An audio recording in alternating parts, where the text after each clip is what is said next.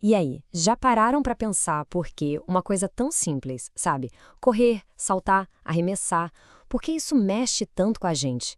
Hoje vamos mergulhar na jornada épica do atletismo, desde um instinto básico de sobrevivência até virar esse espetáculo global que para o mundo. E olha, essa não é só uma história de esporte não, hein?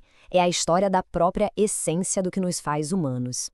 Essa frase aqui, ela diz tudo, né? Pensa bem, antes de existir futebol, basquete ou qualquer outro jogo com regras mais complexas, o que existiam eram esses movimentos, puros e simples. O atletismo é a base, é o DNA de praticamente todos os outros esportes. E antes mesmo de ser um esporte, era uma questão de vida ou morte. Para os nossos ancestrais, correr não era para ganhar medalha, era para caçar o almoço ou para não virar o almoço de alguém. Lançar uma pedra ou uma lança era a diferença entre comer e passar fome. Simples assim. Então a grande questão é, como é que esses instintos de sobrevivência viraram competição? Vamos entender agora como esses movimentos primordiais se tornaram a fundação do que a gente chama de o esporte base da humanidade. E aqui estão eles, os 4 pilares: correr, saltar, lançar e arremessar. São os blocos de construção de qualquer movimento atlético. O chute de um jogador de futebol é uma variação do arremesso. A impulsão de um jogador de vôlei para cortar a bola é um salto. Por isso que não importa qual o esporte favorito de alguém, a raiz de tudo está aqui no atletismo. Mas tá, como a gente saiu da savana, da sobrevivência e foi parar numa competição organizada, com plateia e tudo? Bom, para isso, a nossa história precisa viajar no tempo, direto para a arena da Grécia Antiga. Estamos em 776 a.C. É quando acontecem os primeiros Jogos Olímpicos que a gente tem registro, lá em Olímpia, em homenagem a Zeus. E adivinha o que estava no centro das competições? Exatamente. Correr, saltar, lançar.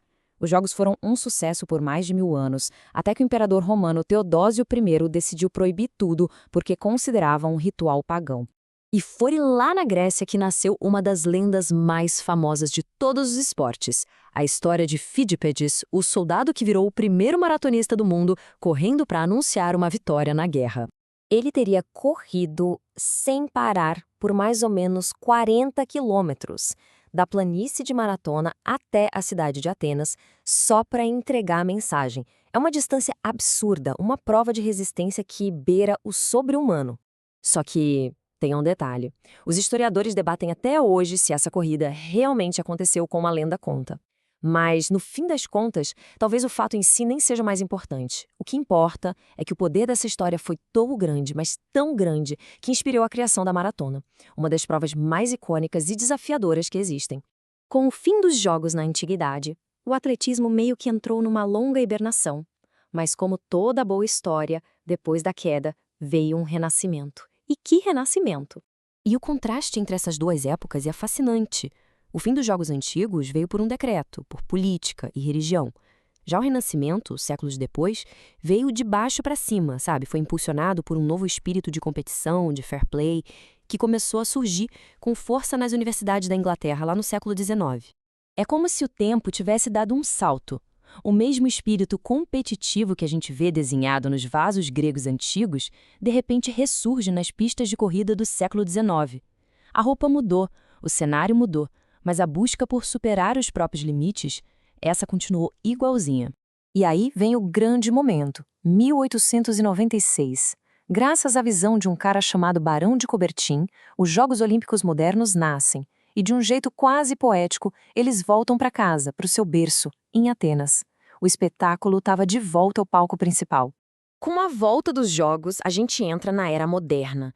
E aqui, a coisa explode. É uma explosão de performance, de tecnologia e, claro, o surgimento de ídolos globais que simplesmente redefiniram o que a gente achava que era possível para o corpo humano.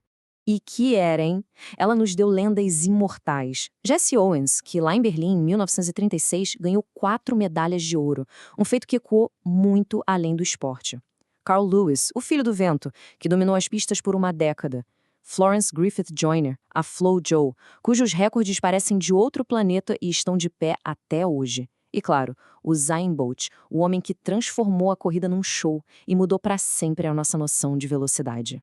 9 segundos e 58 centésimos. Isso aqui não é só um número. É um monumento, é o ápice da capacidade humana. O recorde mundial de Usain Bolt nos 100 metros rasos. Uma marca que muitos especialistas achavam que era fisiologicamente impossível de ser alcançada. É claro que, com os atletas ficando cada vez mais rápidos, a tecnologia teve que correr junto.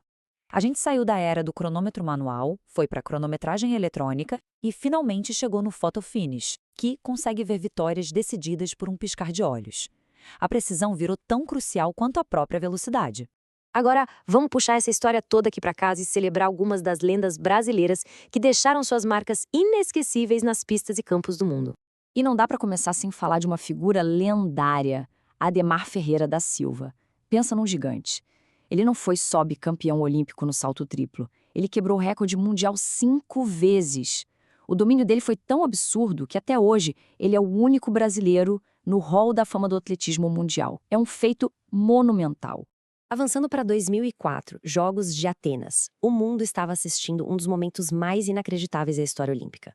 O brasileiro Vanderlei Cordeiro de Lima estava lá, na frente, liderando a maratona, pertinho da glória, a poucos quilômetros do ouro. E aí, o impensável acontece. Do nada, um espectador invade a prova e ataca o Vanderlei, o tira do percurso. Ele perde a liderança. O sonho do ouro foi interrompido da maneira mais chocante e injusta possível.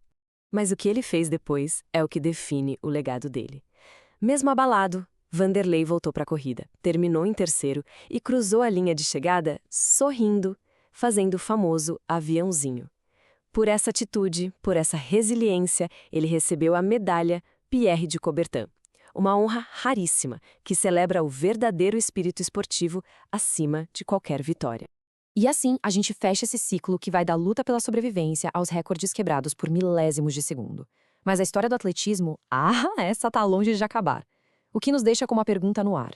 Com a tecnologia evoluindo e os atletas se superando cada vez mais, como vai ser o futuro desse esporte? E mais importante, o que ele ainda vai nos ensinar sobre os limites e o incrível potencial do ser humano?